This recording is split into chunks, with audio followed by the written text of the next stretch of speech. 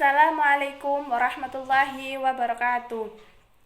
Saya Ira Dwi Astuti, NPM 18120051 dari kelompok 1 yang akan mempresentasikan hasil diskusi kami yang berjudul Individu, Kelompok, dan Lembaga Sosial dalam Dimensi Sosiologi pada Pembelajaran IPS di SD.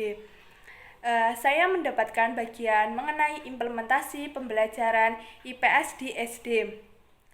Individu, kelompok, dan lembaga sosial yang diterapkan di sekolah dasar yaitu mengajarkan kepada para peserta didik untuk hidup di dalam sebuah masyarakat, misalnya menjaga kesopan santunan dalam berkomunikasi pada orang yang lebih tua.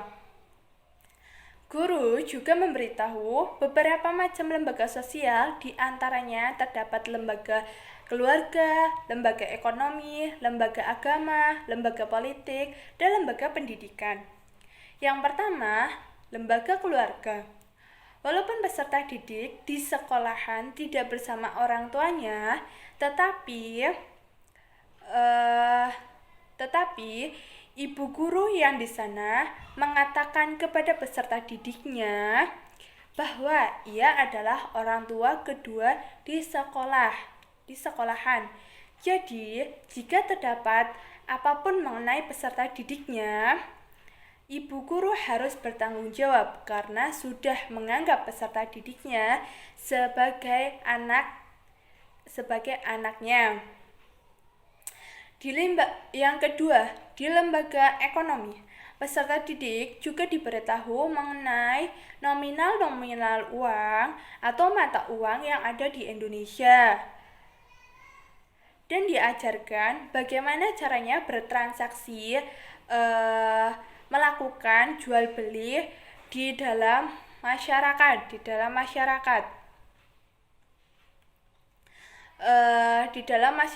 Dengan cara yang baik. Terus yang ketiganya yaitu lembaga agama.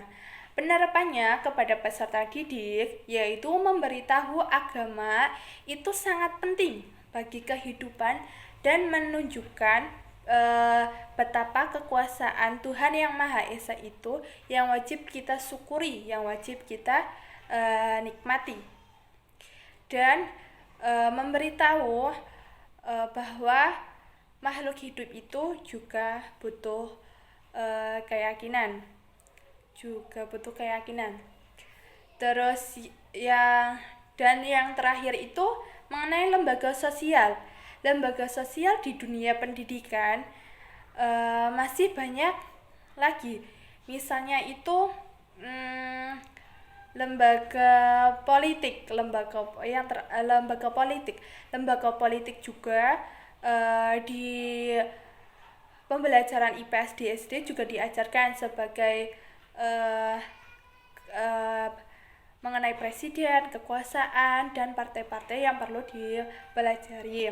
Sehingga pada suatu saat nanti jika kita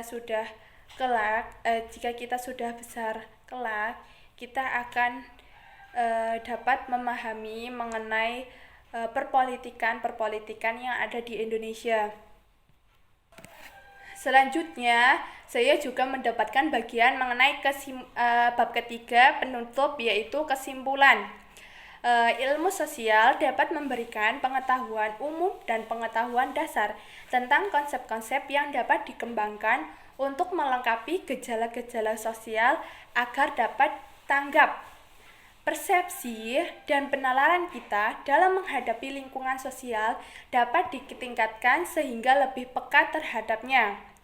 Ilmu sosial dapat menyajikan pemahaman mengenai hakikat manusia sebagai makhluk sosial dan masalahnya dengan menggunakan kerangka pendekatan. Dengan hal tersebut, diharapkan IPS dapat mewujudkan adanya kepekaan mengenai masalah-masalah sosial yang disertai dengan tanggung jawab dalam kependudukan sebagai warga masyarakat ilmiah, warga masyarakat dan negara Indonesia. Sekian dari presentasi kami. Apabila ada kesalahan dalam perkataan, mohon dimaafkan.